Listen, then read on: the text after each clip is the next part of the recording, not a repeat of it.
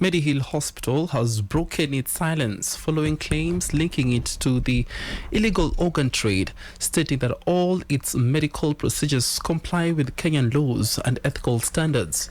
The hospital's legal team addressing the media in Eldoret has said the accusations are unfounded and harmful to the integrities of the country's health sector. According to its founder, Swarap Mishra, the hospital has conducted 476 transplants since 2018, of which 91% are success. In response to the growing scrutiny, the hospital has opened its internal audit to the public and invited anyone with complaints to come forward. The audit is being overseen by a parliamentary committee and the Ministry of Health, both of which are conducting independent reviews.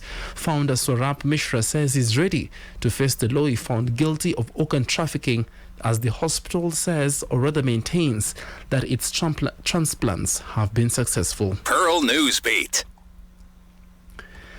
In other news, the move by the government to close down St. Joseph Messiah Rongo-based church in Migori County has been met with objection by a host of leaders from the church. Lawyers representing the church say the move is unsanctioned and too early. This is after police recovered 2 bodies at the church in what appears to be a cultic activity in now Luonyanza.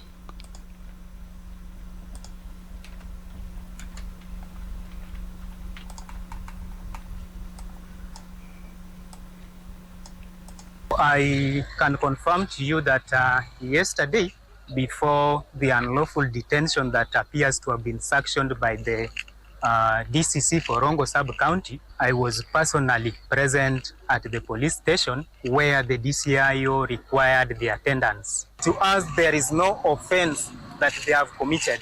I know the DCC has made a unilateral decision that is closing down the church based on allegations. Police in Migori recovered 2 bodies and rescued 57 worshippers from the compound of St. Joseph Missions of Africa Church, which recently came into the spotlight following the burial of a SGU officer on its premises.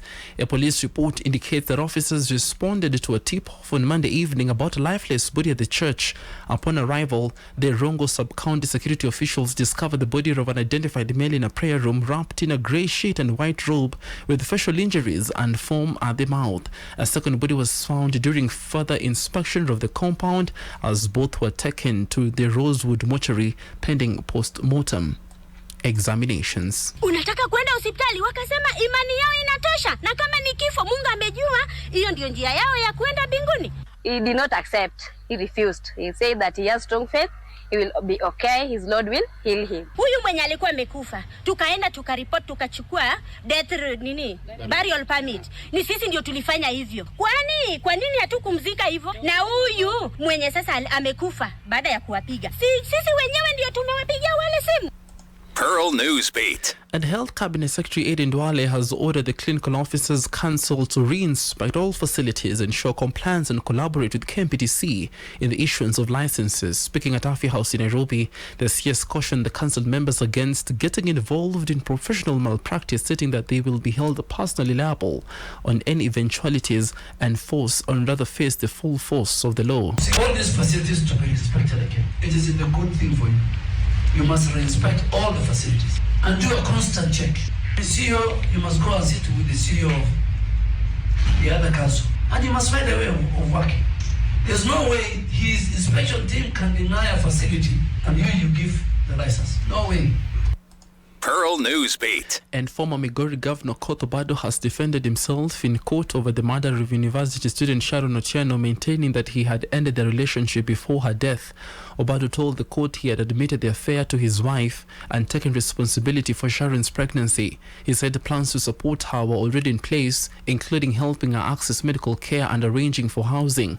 He revealed that his wife had been informed of the situation and had even offered Sharon a house, a gesture Obado declined, saying he had no plans to marry again. Obado also spoke of meetings involving his wife, a journalist, and another man who allegedly received messages from a third party concerning Sharon's demands. Discussions around providing Sharon with land or housing reportedly followed, but Obado insisted on rural land in Homa Bay, which Sharon declined. The trial, which has attracted national attention since 2018, is still ongoing. Pearl Newsbeat.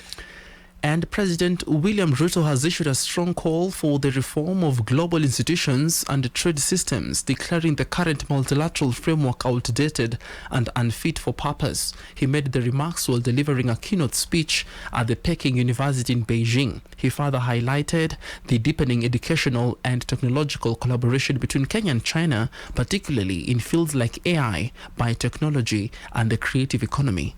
Other than the post-war situation would have made the current structure of the UN, and more particularly the UN Security Council, and that is the 5 permanent members with individual powers, an acceptable peace and security architecture.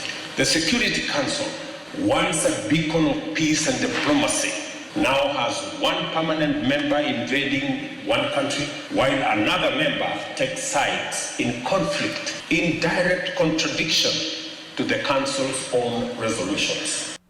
Pearl Newsbeat. And further field, 9 people have been killed and more than 40 injured after a Russian drone hit a bus transporting workers in eastern Ukraine, officials say. The attack occurred on Wednesday morning in the south-central city of Mahanets in the Dnipropetrovsk region, across a river from the Russian-occupied nuclear power plant. President Volodymyr Zelensky called it an egregiously brutal attack and an absolutely deliberate war crime on an ordinary bus, clearly a civilian target.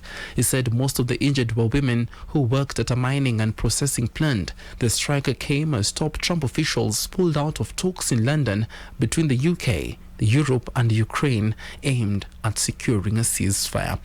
Pearl Radio, the home of fresh and classic hits.